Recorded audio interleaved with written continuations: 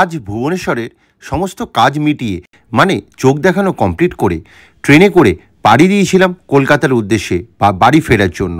তাই জন্য এই ব্লগে আপনাদের জন্য থাকলো আরেকটি নতুন ট্রেন জার্নির গল্প। এই ট্রেনটি একমাত্র ট্রেন যেটি ভুবনেশ্বর থেকে ননস্টপ চলে হাওড়া অবধি পৌঁছায়। বারবার লোকজনের ওঠানামার ভিড়ও নেই, ঝঞ্ঝাটও নেই, তার সাথে খাওয়া দাওয়া প্রোভাইড করে এই ট্রেনে। তাহলে কি ট্রেনে ফিরছি জানতে হলে ব্লগটাই চোখ রাখুন। আরও থাকছে ট্রেন জার্নির সাথে আমার আগের দিন বিকেলবেলায় এই গ্যালেরিয়া মল ঘোরার অভিজ্ঞতা আর ভুবনেশ্বরের আরও কিছু খুঁটিনাটি গল্প। এটা কিন্তু ভুবনেশ্বর থেকে 9টা 20-তে ছাড়ে আর হাওড়া গিয়ে পৌঁছায় হচ্ছে 5টা 5-এ।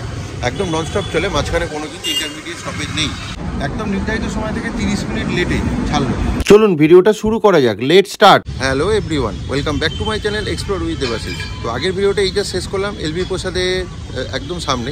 তো ওখান থেকে একা হোটেলে গিয়ে কী করবো তাই এসছি এই উৎপল গ্যালেরিয়া মলে। এটা কল্পনা স্কোয়ারের কাছে।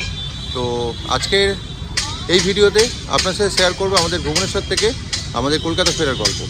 তো এই গল্পটা এখান থেকে শুরু করছি বিকেলে, কারণ এত তাড়াতাড়ি গিয়ে একা হোটেলে বোর হব, কারণ আমি এখন সোলো ট্রিপ করছি। তো একটু আমিও মলটা ঘুরি, আপনাদেরও দেখাই। আর আগে আপনারা যারা জানেন না এই ভিডিওতে প্রথম এসে তাদের বলে রাখি, আজকে হচ্ছে 13 তারিখ, মানে 13ই অক্টোবর 2025। কালকে 12 তারিখ আমি এসেছিলাম কলকাতা থেকে শতাব্দী এক্সপ্রেসে, আর তারপরে ছিলাম স্টেশনের পাশে একটা খুব ভালো ফ্যামিলি হোটেলে, আর আজকে গেছিলাম এলবি প্রসাদে। তো এই সম্পূর্ণ এক্সপিরিয়েন্সের 3টে ডেডিকেটেড ভিডিও অলরেডি আমার চ্যানেলে পাবলিশ হয়ে গেছে। যারা দেখেননি ডিসক্রিপশন বক্সে লিঙ্কে গিয়ে অবশ্যই একবার দেখে নেবেন। একদম কল্পনা স্কোয়ারের মুখেই এই মলটা, উৎপল গ্যালেরিয়া মল। তো মলের এই এন্ট্রেন্স দিয়ে ঢুকছি।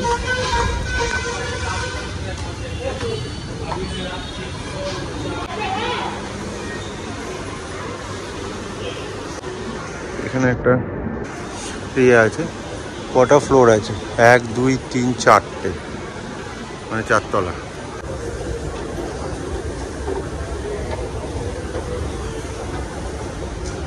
এই একা একা মলে আর কি ঘুরবো, তো দেখি অ্যাটলিস্ট হোটেলে বসে একা বোর হওয়ার থেকে খানিকটা ঘুরে নিই, কিছুটা হচ্ছে টাইম পাস হবে। এলাম যখন আপনাদেরও দেখিয়ে দিই, এই ওপর থেকে এরকম লাগছে। এটা এলাম দোতলাটাই। এই জায়গাটা মলের আমার ভালো লাগে, এখানে থেকে পুরোটা দেখাচ্ছে, আর দিওয়ালির জন্য খুব সুন্দর সাজিয়েওছে।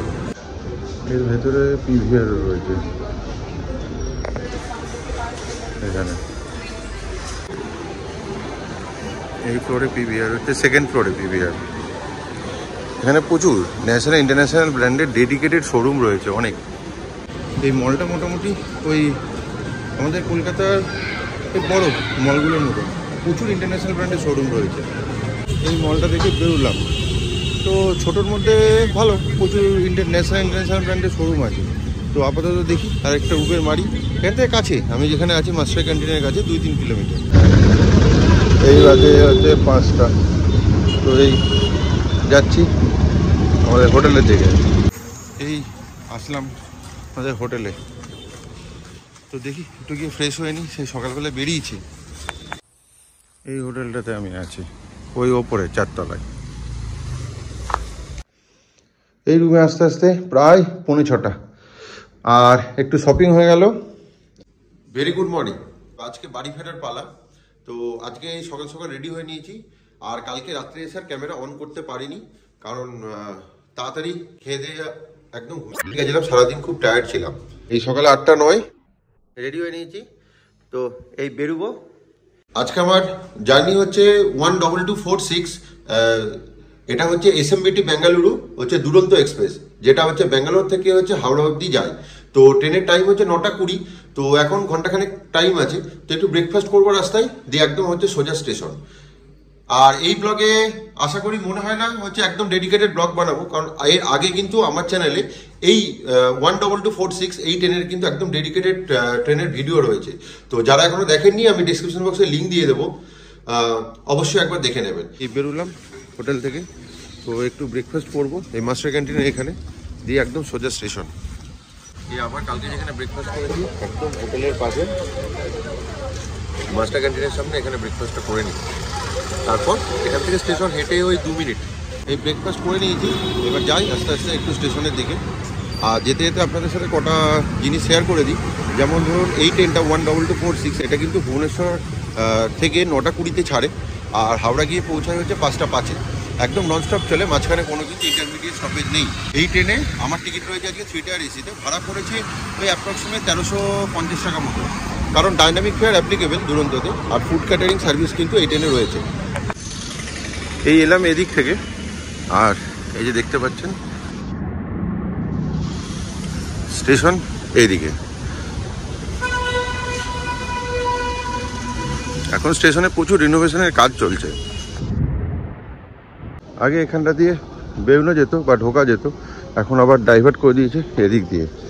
এই 8:35 34 এই যাচ্ছি স্টেশন।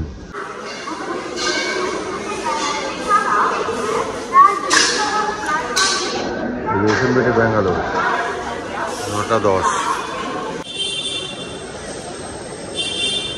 এই ট্রেন দিয়েছে 3 নম্বরে, যাই দেখি। একটু লেট আছে, প্রায় 20 মিনিট মতো লেট দেখাচ্ছে।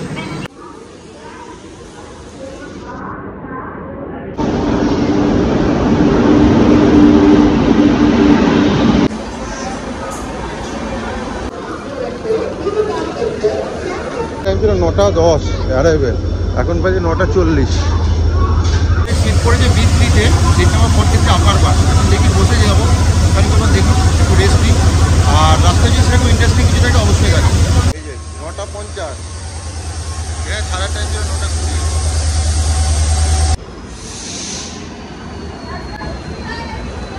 একদম নির্ধারিত সময় থেকে 30 মিনিট লেটে ছাড়লো। তো দেখা যায় কতটা লেট পিক আপ করে। হাওড়া ঢুকে 5:05, আর এখান থেকে ছাড়ার টাইম ছিল 9:20। আর এরপরে হচ্ছে নেক্সট স্টপেজে কিন্তু হাওড়া, একদম ননস্টপ চলবে। আর এখানে পেন্ট্রিকার আছে, ফুড ক্যাটারিং সার্ভিস ইনক্লুডেড আছে আমার টিকিটে। তো দেখি কীরকম ফুড ক্যাটারিং সার্ভিস আছে। ট্রেনে উঠতে না উঠতেই দেখলাম এখানে প্যান্ট্রিকার থেকে কিন্তু বিভিন্ন ধরনের চা, কফি ও বিভিন্ন স্ন্যাক্স কিন্তু বিক্রি করছিল। আর আমার সিটটা পড়েছিল আপার বার। তো দেখি একটা লোককে বলেছি খানিকক্ষণ পর যদি ম্যানেজ হয় অন্য কোনো সিট। ট্রেনের টয়লেটটা দেখিয়ে দিই, অনেকটা পরিষ্কার পরিচ্ছন্ন আছে, ব্যাঙ্গালোর থেকে আসছে। তারপরও জল আছে। এটা হচ্ছে কোমোর ওয়েস্টার্ন টয়লেট, জেট স্প্রে, আর এখানটাতে এখানে হ্যান্ড ওয়াশও আছে। তো এই মোটামুটি ছোটোর মধ্যে, আর একদম পরিষ্কার পরিচ্ছন্ন রয়েছে। খানিকক্ষণ পর একজনকে বলেছিলাম, উনি এসে বললেন হ্যাঁ ঠিক আছে আমার বারটা নিয়ে নিন। তাই এই সাইড আপারটা ব্যবস্থা করলাম, একটু দিনের বেলায় শুয়ে যাওয়ার জন্য একদম আমার ফেভারিট সিট। আর ট্রেন ফুল প্যাকড ছিল সেদিন। এই ট্রেনটি বেশিরভাগ সময়তেই টিকিট খোলার সঙ্গে সঙ্গে কিন্তু টিকিট শেষ হয়ে যায়। আগে থেকে টিকিট না কাটলে কিন্তু এই ট্রেনে আপনি টিকিট পাবেন না, যেহেতু ব্যাঙ্গালোর থেকে ট্রেনের সংখ্যা খুবই কম। দেখলাম 2টো বাজতেই লাঞ্চটা দিয়ে গেল। লাঞ্চে ছিল ডাল, চিকেন আর মিষ্টি, একটা আলু পটলের ভাজি, আর হচ্ছে রাইস। তবে অন্য দুরন্তের মতন খাবারের টেস্ট একদমই ভালো ছিল না। এই 2:35 ট্রেন, আধ ঘন্টা বিফোর টাইমে চলছে। ট্রেনের খেয়ালে ছুটে চলেছে, আর আমরাও ধীরে ধীরে গন্তব্যের দিকে এগিয়ে চলেছি। ট্রেন এই খড়গপুরের কাছাকাছি পৌঁছে গেছে। ট্রেনে বিফোর টাইমে চলছে, তো দেখা যাক বিফোর টাইমে হাওড়া ঢুকে নাকি, কারণ এখনও তো অনেকটা টাইম বাকি। এই খড়গপুরের আউটারে আমরা দাঁড়িয়ে আর খাবার খেলাম। খাবারের টেস্ট বলা যায় মোটামুটি অ্যাভারেজ, ভালো না।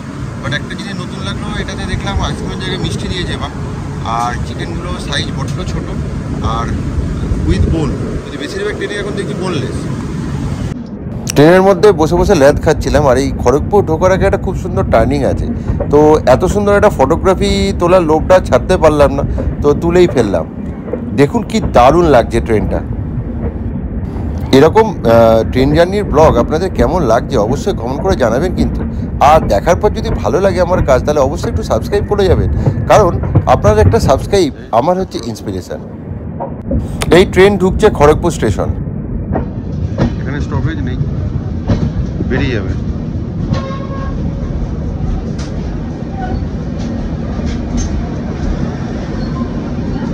এখন বাজে 2:41। ট্রেন ভুবনেশ্বর থেকে ননস্টপ চলে এই পরন্ত বিকালে এসে পৌঁছালো তার গন্তব্য স্টেশন হাওড়া। এই ঢুকলো হাওড়া 5:10, 5:05 রাইট টাইম ছিল, 5 মিনিট ডিলেতে ঢুকলো। তো এই জাস্ট নামলাম। তো আজকের ব্লগটা এখানে শেষ করছি। যদি ভিডিওটা ভালো লাগে তাহলে অবশ্যই একটু লাইক, শেয়ার অ্যান্ড সাবস্ক্রাইব করে দেবেন, আর পাশে থাকা বেল বাটনটি অবশ্যই ক্লিক করে দেবেন, যাতে যখনই ভিডিও দেবো তখনই যেন আপনার কাছে নোটিফিকেশানটি চলে যায়।